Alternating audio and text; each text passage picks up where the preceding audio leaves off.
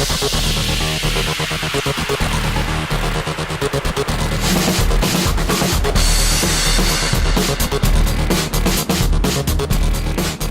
going on, guys? Shane here. So we're going to break down Dominick Cruz's footwork as he's got a fight coming up against TJ Dillashaw. They both have very unique styles, great footwork. So the first thing we're going to look at is his unique stance. It's very different than the conventional style. He has low hands, which helps conserve energy. It's great for underhooks and sprawls. It makes your punches come from weird angles. It also helps with his balance too when he's shifting weight, moving different directions, throwing kicks. It's also great for catching kicks so you can set up counters or takedowns. The first movement that he does is the most simple one, calling it walking, because he literally just walks forward or backwards, so advance or retreat, and just putting one foot in front of the other, okay? Sometimes it's more of a run, so you can get there a little bit quicker. Next is the Ali shuffle. Sometimes he'll stay in the same spot, stationary, just to trick his opponent up, switch his stance for switch kicks or punches. Sometimes he'll shuffle out to the right to create that angle, or out to the left. He's always setting everything up with feints, okay, including slips. Doesn't always have to be a fake punch or a fake kick. It can be a body feint, okay? So he's keeping his head out of that center line, dodging punches, moving in, advancing,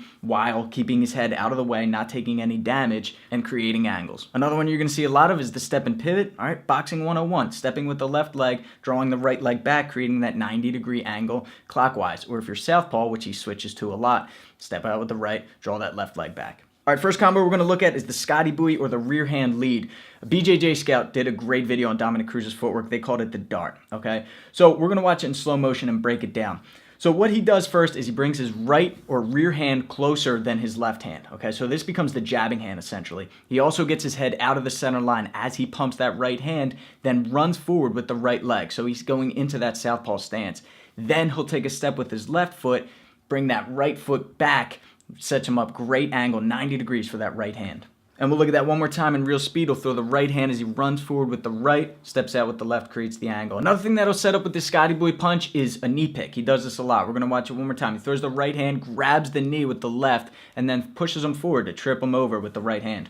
He doesn't always move out to the left on the Scotty Buoy. Sometimes he'll step out to the right when he throws that right hand. We'll watch this again. He throws the right hand and steps out to the right with his right leg, creating a different angle, moving to the opposite side as he throws the left hand, creating a new angle right down the pipe, and then finish with something like a left kick. And once again, in full speed, boom.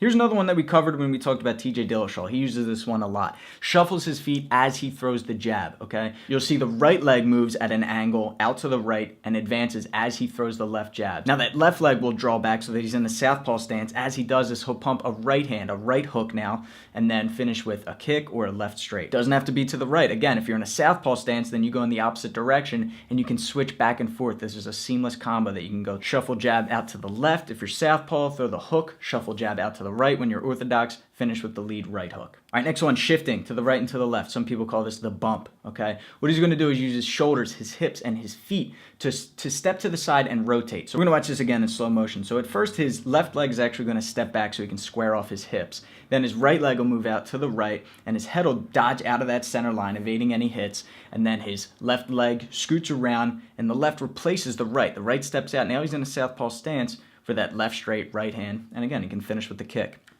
Shifting isn't limited to the right. In fact, it's easier to go to your lead side, shift out, create that angle, and go for the kick. Or Dominick Cruz likes to do this a lot and finish just with the right straight down the pipe. A very common one that he uses is just a basic boxing combo is the double jab right hand. Always stepping out in that 45-degree angle every time you pump the jab. Don't stand directly in front of your opponent. Step out on that angle to the left and forward, and then you're going to pump that right straight, which comes now right down the center. Of course, after your combos, you don't want to be a sitting duck, and Dominick Cruz never is. Again, what we see here is rolling, shifting into the southpaw stance and finishing with a kick.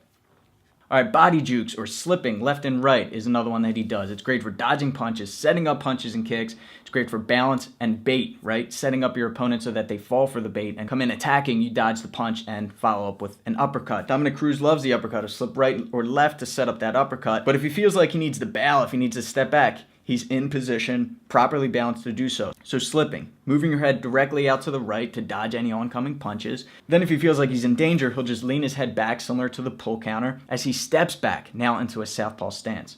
All right, so we're gonna watch this again with a little bit extra added to it. So he slips his head out to the right, leans back, then he can throw that shuffle jab that we did before, create a nice angle, and in position for a counter. Next one is walking into the southpaw stance and then rolling out underneath. He did this against Uriah Faber. So watch what he does. He'll take a couple steps back, but he'll keep his right shoulder forward.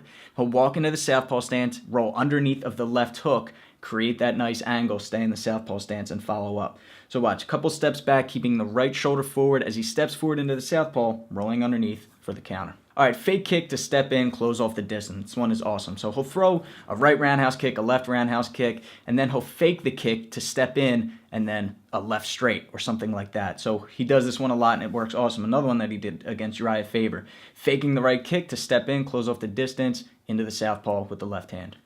By doing all of this unconventional footwork, it's tricky. It tricks your opponent up. You're doing a lot of walking and shuffling and feints. You can set up things like flying knees. You can set up things like Superman punches. And he does this a lot and they work great because his opponents start to pay attention down low and then he can take advantage of them. All right, guys, so how do you build up the agility and the balance to do this? Well, shadowboxing is number one, all right? I talk about this a lot. If you want to practice this stuff, make sure you're comfortable doing it, shadowboxing, film yourself, do it in front of a mirror, but make sure you're comfortable with this stuff and then start doing it in sparring. And of course, jumping rope. You want to be proficient at jumping rope. You want to do this every time you work out, really. Great cardio, great agility. All right, guys, make sure you subscribe if you enjoyed this video. We have tons of videos on here. We upload 3 times a week. Please share this video too if you're a Dominick Cruz fan or if you're just a fan of good footwork. That link in the middle with us hitting mitts is our online training MMA courses at My Fight Gym. Please sign up. You will not regret it. Hundreds of videos. You'll definitely enjoy it. Live seminars. We'll see you there.